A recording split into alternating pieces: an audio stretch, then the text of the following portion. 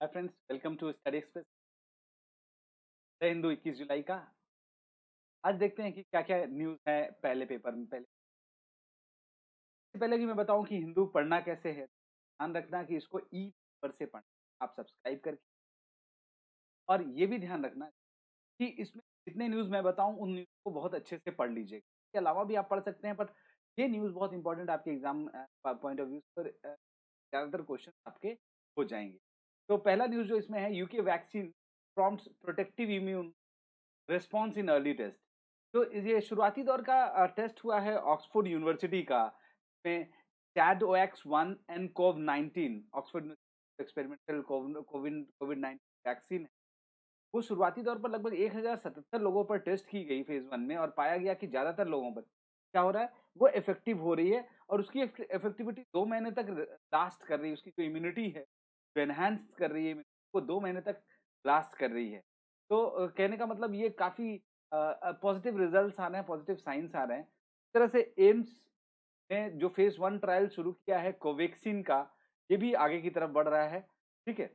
दूसरा ये न्यूज है, expert panel probing Dubey's death, SC tells UP. Supreme court ने यूपी गवर्नमेंट को कहा है कि जो विकास दुबे एनकाउंटर केस में जो पैनल बैठाई गई है, पैनल में एक जज और एक एक्स जीपी को इंक्लूड किया जाए, उसको थोड़ा सा उसका पर्सपेक्टिव और बड़ा किया जाए। चलिए ये वाला news, 6 month later MHA yet to frame rules on CAA. जो सिटीजनशिप अमेंडमेंट एक्ट आया है सीईए 2019, जिस ज्यादा हु हल्ला मचा था, उस पर गवर्नमेंट ने अभी तक रूल्स ही जारी नहीं किए हैं। जबकि रूल्स के नियम होता है कि कोई भी लॉ आए उसके 6 महीने के अंदर उस पर रूल्स बनाकर उसको लॉन्च कर दिया देना चाहिए। ऐसा गवर्नमेंट अभी तक नहीं कर पाई है। इसको लेके कई पार्लियामेंट्री कमिटी है, जो कि के रघुराम कृष्ण राजू ने, इस कमेटी ने पार्लियामेंट्री इन हाउस कमेटी है, इस चीज बताया, हाईलाइट किया है। सिर्फ no postal ballot for those over 65 due to logistics. जो हमारे सी है, सीसी ने कहा है कि ऐसा है, कोई भी लॉजिस्टिक की कमी के होने के नाते हम लोग क्या कर रहे हैं कि जो पोस्टल बैलेट है, पोस्टल बैलेट का मतलब था कि फैसिलिटी घर तक पहुंचाना। हमारे जो पोलिंग स्टेशन से कुछ एजेंट्स होंगे, घर तक विजिट करेंगे, और 80 प्लस जितनी एज है उनको उनके वोट्स लेकर के आएंगे। ये कहीं ना कहीं डेमोक्रेसी की एक ब्यूटी इसमें दिखाई देती है। ये इलेक्शन कमीशन का ये सुझाव था कि वो 65 प्लस का कर पाए तो ज्यादा अच्छा होगा, कि ज्यादा से ज्यादा लोगों को कोविड से सेफ रखा जाएगा, क्योंकि वर्नरेबिलिटी जो है बुजुर्गों में ज्यादा है। तो उसके लिए उन्होंने ये पोस्टल बैलेट सिस्टम किया था। लेकिन अभी उन्होंने रिसोर्स और लॉजिस्टिक की कमी के होने के, बिहार में 10% से ज्यादा लगभग वोटर जो हैं वो 65 के ऊपर है, ऊपर है। इतना लॉजिस्टिक उनके पास नहीं होना, सिर्फ 80 प्लस वालों को ही बैलेट, पोस्टल बैलेट का वायदा। DU restores ECA quota admission. पहले जो एक्स्ट्रा करिकुलर एक्टिविटीज का कोटा था, उस कोटा को फिर से रिस्टोर कर दिया है डीयू ने। पहले इस पर इसको हटा दिया था बीच में, कहा कि इसका कोई सर्टिफिकेट प्रॉपर एजेंसी करती है, ये जो सर्टिफिकेट लेकर के आ रहा है बंदा, ये राइट है या इसका कोई वैल्यूएशन है। तो उसका वैल्यूएशन नहीं हो, उसमें फर्जीवाड़ा देखने को ज्यादा मिलता था। तो ये किया गया, लेकिन उस पर स्टूडेंट्स विरोध कर दे, कॉलेजेस ने विरोध कर दिया। इतना टाइम इसमें वेस्ट करते हैं, सॉल्व करते हैं, तो उनकी पर्सनालिटी डेवलपमेंट होती है वो वेस्ट जाएगी। तो बाद में ड्यू बैकफुट पे आया। और ये जो कल हम लोगों ने न्यूज़ पढ़ा था अबाउट मस्जिद मुबारक बेगम, जो कि 1822 में बना हुआ एक मस्जिद है। ये इसका मॉस्क जो था, इसका गुंबज जो था, वो गिर गया था। उसका असेसमेंट किया जा रहा है कि कितना नुकसान हुआ, कैसे वो बनाया जा सकता है। वक्फ बोर्ड की टीम। नेक्स्ट आते हैं, a new parliament building is prudent. Supreme court में सीपीडब्ल्यूडी ने बताया कि ये जो पार्लियामेंट बिल्डिंग बनाई जा रही है सेंट्रल विस्टा की, जरूरी है। ये ऐसा नहीं है कि हम लोग अपनी लग्जरी पर ऐसा खर्चा। असल में 2026 क्या हो रहा है, डी फ्रीजिंग हो रही है सीट्स की। 1972 की जो सीट है, 1972 में पार्लियामेंट में सीट, वही सीट 2026 फ्रीज कर दी गई, ऑलमोस्ट 50 साल से ज्यादा। लेकिन अभी उन सीट्स को फिर से ओपन होंगी तो वो सीटें बढ़ेंगी, क्योंकि पॉपुलेशन बहुत बढ़ गया। 1972 से लेकर अभी तक बहुत पॉपुलेशन बढ़ गया है। तो पॉपुलेशन का अगर रिप्रेजेंटेशन एमपीज करते हैं तो नंबर ऑफ एमपीज बढ़ेंगे। तो एमपीज बढ़ करके मुझे लगता है लोकसभा में 876 और राज्यसभा में 400 के लगभग एमपी हो जाएंगे। तो इनके बैठने की जगह वहां नहीं है पार्लियामेंट में, अगर ऐसा कुछ। तो उसी के लिए नया पार्लियामेंट बनाने की ज़रूरत महसूस। ये पार्लियामेंट जो बना था 1927 के बीच। नेक्स्ट न्यूज़ आते हैं, जो कि आपके एग्ज़ाम पॉइंट ऑफ व्यू से इम्पोर्टेंट है। वो ये, green panel pulls up centre. अभी एनजीटी ने सेंटर को सेंट्रल गवर्नमेंट को फटकार लगाई। उन्होंने कहा कि सेंट्रल ग्राउंड वाटर अथॉरिटी ने जो ये डिसीजन लेना चाहा है कि वो एक्सट्रैक्शन की परमिशन दे बहुत सारे प्राइवेट कंपनीज़ और उन इन्वेस्टमेंट लेके आ रहे हैं, उनको पानी मुहैया कराया जाए। एनजीटी ने कहा कि नहीं, ऐसे बिना एनवायरमेंटल असेसमेंट किए किसी को भी पानी इस तरह से मुहैया कराया जा सकता। एनवायरमेंट डिग्रेडेशन ना हो, इसका हमको पहले ध्यान। उड़ीसा में एक स्कीम डाली गई जिसमें कि डॉक्टर्स, पैरामेडिक्स और अदर असिस्टेंट वर्कर्स को पर डे 1500 एंड 2200 रिस्पेक्टिव दिया जाएगा। आशा वर्कर को हज़ार रुपया महीना दिया जाएगा ताकि वो मोटिवेट होकर के कोविड के लिए फाइट में सबका साथ। नेक्स्ट है ये news, first unit first 2 unit starts operation at JNPT SEZ. Jawaharlal Nehru port trust जो है, पहली जो एसईजेड थी, फर्स्ट 2 वो स्टार्ट हो गई। जो पहली दोनों यूनिट थी स्टार्ट हो गई हैं करके। एसईजेड क्या होता है, जेएनपीटी के पास एसईजेड आप लोगों को पढ़नी है। पेज नंबर 6 में आते हैं। इसमें 2-3 एडिटोरियल हैं जो कि आपको पढ़ने हैं। No right answer, the decision में कहा जा रहा है कि the decision to open schools must be guided primarily by epidemiological evidence. खोलने की बात कर रही हैं गवर्नमेंट, तो कहा जा रहा है कि स्कूल आप ऐसे डायरेक्टली ना खोलें, प्रॉपर स्टडी करें। बहुत सारे नेशन ने ऐसा किया है कि अगर स्कूल खुल भी गया तो आगे चल के ये प्रॉब्लम क्रिएट कर सकता है।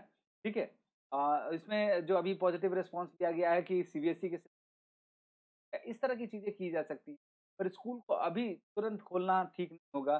कि साउथ कोरिया की एक स्टडी बताती है, उसमें उससे हम लोग को ये लर्निंग लेनी चाहिए। और उसमें स्टडी बताती है, तो ये बच्चे हैं, बड़े बच्चे हैं जिनको हम बड़ा बच्चा कह रहे हैं, 10 से 15 वर्ष के, 16 वर्ष के, 18 वर्ष, ये करियर का काम कर रहे हैं। इससे बुजुर्गों को हो रहा है, जिस तरह की हमारी फैमिली स्ट्रक्चर है इंडिया में, जिस तरह का हमारा लिविंग पैटर्न है, बच्चे बूढ़े सब एक साथ मिलकर के 2 पीढ़ी साथ रहते हैं, तो कहीं न कहीं कम्युनिटी स्प्रेड का बहुत बड़ा खतरा इसमें इन्वॉल्व्ड है। तो डेनमार्क ने बहुत पहले ही इस चीज़ को क्लियर कर दिया था, जब तक पूरी तरह से वल्नरेबिलिटी खत्म नहीं हो जाती, हम बच्चों को स्कूल। ये आर्टिकल पढ़ के आपको इन सारी चीज़ों के बारे में आइडिया लगेगा, तो ये आप आर्टिकल इसको पढ़ लीजिएगा। नेक्स्ट आते हैं इस आर्टिकल पर, more than a crisis a chance to rebuild health care. ये जो क्राइसिस आया है, इसमें अपने हेल्थ केयर को और स्ट्रॉन्ग किया जाए, क्योंकि घर-घर तक ऑक्सीजन सप्लाई दे पा रहे हैं आज के डेट में, ऑक्सीमीटर पहुँचा पा रहे हैं आज के डेट में, मास्क पहुँचा रहे हैं, सैनिटाइज़र पहुँचा रहे हैं। तो कहीं न कहीं हमारे यहाँ का इंफ्रास्ट्रक्चर थोड़ा-सा डिफरेंटली डेवलप हुआ है, जिसकी वजह से ये चीज़ें पॉसिबल हो रही हैं। यही मौका बना करके, इस मौके को निकाल करके हम लोग इंफ्रास्ट्रक्चर बना लें अपने हेल्थ सेक्टर का। ये आर्टिकल बहुत इंपॉर्टेंट है, big reform on the wrong track. तो रेलवे का प्राइवेटाइजेशन हो रहा है, कुछ परसेंटेज को लगभग प्राइवेट को हैंड में दिया जा रहा है। तो उसमें कहा जा रहा है कि ये जो इस तरह का प्राइवेटाइजेशन गवर्नमेंट कर रही है, ये आगे चल के बहुत कॉम्प्लेक्स हो सकता है, बिकॉज़ इसमें सारी अथॉरिटीज़ नहीं प्राइवेटाइज़ की जा रही हैं। ये ट्रैक मेंटेनेंस और उनका ट्रैक का सारा कुछ देखभाल गवर्नमेंट करेगी, और उस पर जो दौड़ेंगी कोचें, वो प्राइवेट कोचें होंगी। कि कोच की ज़िम्मेदारी सिर्फ़ ले लेने से ऐसा नहीं होगा। हमें, हमारे पास स्टेट ऑफ आर्ट सिस्टम खुद है कोच कोच बनाने का। जैसे एलएचबी डिज़ाइन था, उसको और एडवांस वर्ज़न आ चुका है, उसको हम लोग खुद ही बना सकते हैं। ये सारी चीज़ें हम लोग कर सकते हैं। और रेलवे को इस तरह से प्राइवेटाइज़ करने के बजाय आईआरसीटी जैसी कंपनी से टेक ओवर कर ले कुछ ट्रेन्स का, और उसको फ़ायदे में चलाए। वरना क्या है कि हमारे यहाँ जो डिवाइड है वो बहुत ज़्यादा बढ़ जाएगा, और इस डिवाइड की वजह से वो लोग एक्सेस नहीं कर पाएँगे अच्छी फैसिलिटी का, जिनके लिए रेलवे चलाई जाती है। कई बार कई सेक्टर में घाटे का ही सौदा सही होता है, वेलफेयर स्टेट। ये बात इसमें बताई गई। इस आर्टिकल को ज़रूर पढ़िएगा, बहुत इंपॉर्टेंट आर्टिकल है। इसके बाद ये रूल ऑफ मॉब, जो अभी असम में 3 लोगों को, 3 बांग्लादेशियों को मॉब लिंचिंग मार दिया गया। ये भी एक बहुत दुखद खबर है, और इस चीज़ को कैसे रोका जाए, किस तरह का लॉ बना के इसको रोका जाए, इसको लेकर के ये आर्टिकल है। Even national crime record bureau ने जो, एनसीआरबी ने जो डेटा कलेक्ट किया, उसमें भी लिंचिंग को लेकर के कोई डेटा उन्होंने रिलीज़ नहीं किया। कहने का मतलब, रूल ऑफ मॉब में ये कहा गया कि मॉब लिंचिंग जैसी हमारी डेमोक्रेसी या हमारे जैसे डेमोक्रेसी ठीक नहीं है। क्योंकि किसी वल्नरेबल सेक्शन को टारगेट करके आप इस तरह से कर रहे हो। नेक्स्ट आते हैं हम लोग वाले पेज में। इस वाले पेज में इस तरह का ये कम्युनिटी कैंटीन 2 ये थोड़ा बहुत आप पढ़ सकते हो इसको, लेकिन ऐसे इम्पोर्टेंट नहीं। आगे चलते हैं। पेज नंबर 8 में भी इस तरह का कोई इम्पोर्टेंट न्यूज़। 9 में चलते हैं। 9 में ये वाला न्यूज़ बहुत इम्पोर्टेंट है, इसको बहुत अच्छे से पढ़ने की ज़रूरत है। India will never be a part of N alliance system, Jaishankar ने कहा कि जैसे हम लोग नॉन अलाइन मूवमेंट के में कर रहे हैं और आज भी हम अलाइनमेंट की तरफ नहीं जा रहे हैं। हम अपने कंडीशंस के हिसाब से मूव कर रहे हैं, हम अपने इम्पोर्टेंस के हिसाब से मूव कर रहे हैं, हम अपने खुद के डिसीजंस लेकर के मूव कर रहे हैं। ऐसा नहीं है कि हम किसी बाध्यता में या पोलैरिटी की तरफ जा रहे हैं। कहने का मतलब non-alignment was a term of a particular era and geopolitical landscape. One aspect was independence, which is a factor of continuity for us. हम लोग हैं, सोवरेन हैं, हम अपना डिसीजन खुद लेते हैं। हम वो देश जो अभी तक यूएस के छत्र छाया में है, यूएस का छत्र छाया छोटी जरूर हो गई है, लेकिन सारे देश अभी के छाया में है। वो सोचे कि उनको क्या करना है, पर हमारा डिसीजन एकदम से फर्म है। इवन इन्होंने एलएसी पे बहुत ज्यादा बात तो नहीं की, पर ये भी कहा कि चाइना जो 5 गुना इकोनॉमी बना चुका है हमसे, उतने ही समय में हम लोगों ने थोड़ा सा लेट ओपनिंग, लेट से लिबरलाइजेशन की तरफ गए, जिसकी वजह से हम लोग को खामियाजा भुगतना पड़ा। इंडियन एयरफोर्स, दूसरी तरफ ये न्यूज़ है, इंडियन एयरफोर्स 5 राफेल 30 तारीख को सेलेक्ट कर रहा है। राफेल इतने दिन से वेटेड था कि ट्रेनिंग वगैरह चल रही थी, अब ट्रेंड पायलट्स के साथ ये राफेल आ रही है फिर से 29 जुलाई को और इसको इंडक्ट किया जाएगा। इसमें 2 बड़े मिसाइल्स हैं, जैसे कि meteor beyond equal range air to air missile है, दूसरा है स्काल्प जो कि long range air to land missile है, एयर टू ग्राउंड मिसाइल है। तो ये मिसाइल जो है कि वो गेम चेंजर का साबित करे के पास इस तरह का पावर, इस तरह का मिसाइल सिस्टम टेक्नोलॉजी से फाइटर प्लेन्स में नहीं है अपने आस पड़ोस देशों में। इसके बाद आते हैं पेज नंबर 10-11 में। ये Iran to continue work with India on Chabahar line, railway chief ने कहा है कि ईरान जो है जो बैक ट्रैक कर गया, जो उसने पहले कहा था कि नहीं इंडिया को रेल प्रोजेक्ट जो साहिबार जायदान रेल प्रोजेक्ट है उससे बाहर निकाल रहे हैं। हालांकि उस समय भी उन्होंने कहा था कि लेटर हाफ में इनको लाया जा सकता है, पर अभी फिर से क्लियरली वहां से मैसेज आया है कहीं ना कहीं ईरान इंडिया के साथ जाएगा उस railway line. Worship meets US strike group. अभी क्या है कि आपने सुना था कि लास्ट दिन की 3 उनकी यूएस की बड़ी aircraft carriers Nimitz, Ronald Reagan और एक रूजवेल्ट, ये 3 एयरक्राफ्ट कैरियर साउथ चाइना सी में आए थे चाइना के एक्टिविटीज को रोक लगाने के लिए। अब जब वो लौट रहे हैं इंडियन ओशन से होके गुजर रहे हैं, क्योंकि यूएस और इंडिया का इस अच्छा पार्टनरशिप है, अच्छा टाई अप है, तो उन्होंने पासेक्स बोल के एक्सरसाइज करना शुरू किया। उसको बोलते हैं पैसेज पैसेज एक्सरसाइज। तो वहां से उनकी फ्लीट गुजर रही है, उसके साथ मिलकर एक्सरसाइज कर रहे हैं। तो यूएस नेवी के साथ मिलकर के इंडियन नेवी ने जब निमित्स आ रही थी तो भी किया, इसके पहले रोनाल्ड रीगन आई तो भी किया, और इसके पहले जापान के साथ हमने जो किया, जापान की शिप से गुजर रही थी और जेएस मैयाउकी, दोनों के साथ भी हम लोगों ने युद्ध अभ्यास किया। तो ये पासेक्स बोल के युद्ध अभ्यास है, जो आती जाती जो जहाजें हैं दोस्तों फ्लीट से इधर से गुजर रही थी, नेवल एक्सरसाइज। इसी तरफ ये tough new e commerce rule kick in next week, यानी ई कॉमर्स रूल, जो टफ ई कॉमर्स रूल है कंपनियों, वो अब लॉन्च हो रहा है, क्योंकि कंज्यूमर्स को जो नया कंज्यूमर प्रोटेक्शन एक्ट 2019 आया है और उसमें जो protection e commerce rules add किए गए हैं, उसके हिसाब से किसी भी ई कॉमर्स कंपनी को अब return policy, refund policy, exchange policy, warranty, guarantee, delivery of payment, ये सारी चीज़ें बहुत क्लियरली मेंशन करनी पड़ेगी। यहाँ तक कि उनको कंट्री ऑफ ओरिजिन भी बहुत स्ट्रांगली मेंशन करना होगा। ठीक है, वो रिफ्यूज नहीं कर सकते, उनको बाउंड होना पड़ेगा इस लॉ के अंदर। ठीक है, दोनों न्यूज आपको समझ में आई। इसके बाद आते हैं Char Dham panel split on road work. Char Dham यात्रा, जो मिनी चार धाम यात्रा, तो बड़ा वाला चार धाम यात्रा है जो कि बद्रीनाथ, पुरी, द्वारका और रामेश्वरम, ये 4 जगह माना जाता है। लेकिन अभी एक मिनी चार धाम यात्रा शुरू हुई उत्तराखंड इटसेल्फ में, बद्रीनाथ, केदारनाथ, गंगोत्री और जमुनोत्री। तो उसको लेकर के वहाँ रोड चौड़ीकरण, रोड को ब्रॉडन किया जा रहा है, ताकि आने जाने वाले लोगों को सुविधा हो सके। चार धाम यात्रा को टूरिस्ट हब, टूरिस्ट सर्किट की तरह डेवलप किया जाएगा। लेकिन उसके लिए जो कमेटी बैठी थी, रवि चोपड़ा के चेयरमैन थे उसके 18-19 मेंबर्स को लेकर बनाई गई। कि अब स्प्लिट हो गया है, आधा मेंबर कुछ और चाहती है, आधा मेंबर कुछ और चाहती हैं। का मुख्य उद्देश्य ये है कि रोड का चौड़ा चौड़ा लेंथ जो होगा वो कितना होना चाहिए, उसको लेकर के विवाद हो गया है। लेकर के दोनों लोग सुप्रीम कोर्ट और गवर्नमेंट के पास 2 अलग-अलग report. New norms for monsoon session.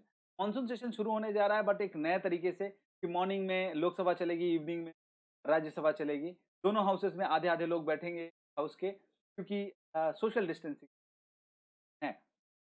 Next आते हैं पेज नंबर 12 में कुछ कल में आर्ट एंड कल्चर 13 में बाद आते हैं 14 14 में ये वर्ल्ड में देखा जाए UK to suspend extradition treaty with Hong Kong. अभी हमने कल देखा कि यूके ने उइगुर मुस्लिम के ऊपर प्रताड़ना और ह्यूमन राइट्स वायलेशन की चाइना को ताड़ लगाई और अब उन्होंने एक्स्ट्राडिशन ट्रीटी कैंसिल कर दिया हांगकांग के साथ। ये एक बड़ा डिसीजन होगा क्योंकि अब तक कुछ दिन पहले तक चाइना और ब्रिटेन साथ जा रहे थे, बहुत अच्छे ट्रेड पार्टनर्स थे, लेकिन इधर ऑस्ट्रेलिया कनाडा सबका एक्स्ट्राडिशन ट्रीटी कैंसिल करना, यूएस का एकदम से विरोधी हो जाना चाइना का, इंडिया का भी चाइना के साथ ना होना, जैसे यूके को यूरोपियन यूनियन के हिसाब से अब उनको भी एकदम से चाइना से कट ऑफ होना पड़ रहा है, जैसे चाइना में परेशानी बढ़ रही। Pakistan resumes anti polio drop. Pakistan असल में ये डिस्टर्ब हो गया था। अभी वर्ल्ड में सिर्फ 2 ऐसी कंट्री हैं हमारे नेबर में, पाकिस्तान और अफगानिस्तान, अभी पोलियो इरेडिकेट नहीं हुआ है, पोलियो अभी चल रहा है, तो उनको उनके यहाँ पोलियो इरेडिकेट करने की बात की जा रही है। नेक्स्ट है श्रीलंका टू रीच रावना एविएशन रूट। श्रीलंका में रिसर्च चल रहा है टूरिज्म को डेवलप करने के लिए, अपने कल्चर को और स्ट्रांग समझाने और बताने के लिए कि रावण ने बहुत पहले ही किस तरह से एविएशन रूट बनाया था और एविएशन टेक्नोलॉजी पर उनकी महारत थी। का जो दंडू मोराना मोनारा उनका जो पुष्पक था उसको दंडू मोराना वहाँ कहा जाता है। इवन रावण को पूजा जाता है, बहुत सारे सिंगलीज बुद्ध को पूज office was a great king ऐसा कह के। तो उनके बारे में रिसर्च हो रहा है, उनके और सारी हिस्टोरिकल बातें पता चले और उस तरह वहाँ पे टूरिज्म को और डेवलप किया जाए। इधर दूसरी तरफ वहाँ की जनता तालिबान की, अफ़गानिस्तान की जनता तालिबान की जा रही है और कह रही है कि तालिबानियों को पीस टॉक में नहीं बैठाना चाहिए क्योंकि बहुत प्रताड़ना की है, बहुत टॉर्चर किया खासकर महिलाओं और बच्चों का। तो इनके साथ अब बात नहीं करना चाहिए। अफ़गान गवर्नमेंट झुकेगी तो ये लोग और झुकाएँगे। आगे चलते हैं बिज़नेस में। India aims to pare PSU banks count to just 5, यानी अब टोटल पब्लिक सेक्टर बैंक जो हैं वो 5 बचेंगे। बाकी जो बैंक बैंक बचेंगे जैसे bank of India, Indian overseas bank, UCO bank, bank of Maharashtra and Punjab and Sind bank, इन सबको प्राइवेटाइज कर देगी, बेच देगी गवर्नमेंट। गवर्नमेंट कह रही है कि हमें बैंकिंग सेक्टर में बहुत पैसा इन्फ्यूज करना पड़ेगा, इसके लिए सारा स्टेप उठाना पड़ेगा। लगभग $20 बिलियन चाहिए बैंकिंग सेक्टर सर्वाइव कराने के लिए। उसके लिए वो पैसे का इंतजाम कहाँ से होगा, इसके लिए ये बेचा जा रहा है। Supreme court warns against AGR dues reassessment. ये जो एजीआर का ड्यू है, एनुअल ग्रॉस रेवेन्यू का जो पेमेंट है, उसका ड्यूज जो है 1.6 लाख करोड़ का लगभग के रीअसेसमेंट को लेकर के क्वेश्चन मार्क लगा रहा है। सुप्रीम कोर्ट कह रहा है रीअसेसमेंट करने की जरूरत को 15 से 20 साल में देने का उन्होंने टाइम फ्रेम मांगा था, जबकि सुप्रीम कोर्ट 3 महीने में इसको बात कर रही है। तो सुप्रीम कोर्ट उस पर भी एग्री नहीं, हम 15 से 20 साल आपको देंगे। हाँ, कुछ समय जरूर ले लीजिए लेकिन इसको है। दान probe is a top priority for try. Try जो है वो वोडाफोन का जो रेडेक्स प्लान है उसको ले हवाला देते हुए कहा कि हम लोग प्लान पर पूरा निगरानी रखेंगे, कि प्लान को मार्केट के कंपटीशन को वायलेट करने नहीं देंगे। उसके बाद आते हैं नेक्स्ट न्यूज पर। NFRA sets up advisory committee. जो नेशनल फाइनेंशियल रिपोर्टिंग अथॉरिटी है, जो कि ऑडिट एंड अकाउंट के लिए रिसर्चेस करती है, तो उसने टेक्निकल एडवाइजरी कमेटी बनाने को कही है, जो under the chairmanship of R Narayan Swami, जो कि आईआईबीएम के इंस्टीट्यूट ऑफ मैनेजमेंट बैंगलोर के प्रोफेसर हैं। तो ये जो टेक्निकल एडवाइजरी ग्रुप है कंप्राइजेस 7 मेंबर्स, जिसमें चेयरमैन भी होते हैं। ठीक है, it is set up to advise the executive body of the NFRA on relating to draft of accounting standards and accounting और ऑडिटिंग के रिफॉर्म करेगी। उसके बाद लास्ट पेज में जो न्यूज है, ये तरह से several factors could be the reason for the low कोविड-19 के। इंडिया में फर्टिलिटी रेट जो है, फर्टिलिटी रेट मरने की संख्या, जो कि कोविड-19 से मरने वालों की संख्या दर है वो 2.49 पहुंच गया, यानी 2.5 से आ गया है, जबकि वर्ल्ड एवरेज है 4.2 एंड जो कि यूके में 15.4 है और इटली में 14.4 है, तो बहुत ज़्यादा है, हमारे देश में बहुत कम है। उसके कारण क्या हो सकते हैं? 2-3 कारण इसके बायोलॉजिकल कारण भी हो सकते हैं, क्योंकि हमारा पॉपुलेशन ज़्यादातर यंग पॉपुलेशन है, तो इसके अलावा दूसरा जो कारण हो सकता है कि हम लोग पहले से ही ये अनहाइजीनिक रह के सैनिटेशन का मेंटेन नहीं करके हम लोगों ने इन्फेक्शंस के साथ लड़ना सीख लिया, इम्यूनिटी डेवलप कर रखी। जबकि हमारे यहाँ 30 से 40 की उम्र के बीच में बहुत ज़्यादा लोग ऐसे हैं जिसके पास कोमॉर्बिडिटी मतलब हाइपरटेंशन, डायबिटीज़, कार्डियोवैस्कुलर डिज़ीज़ कुछ उनको है। उसके बाद भी हमारे यहाँ मोर्टेलिटी रेट बहुत कम है। ठीक है? और उसमें ये भी कहा जा सकता है कि हमारी हेल्थ सीकिंग जो हैबिट्स है, हम बहुत जल्दी साउथ इंडियन पीपल जो हैं, ख़ास करके वो बहुत जल्दी डॉक्टर को विज़िट करते हैं।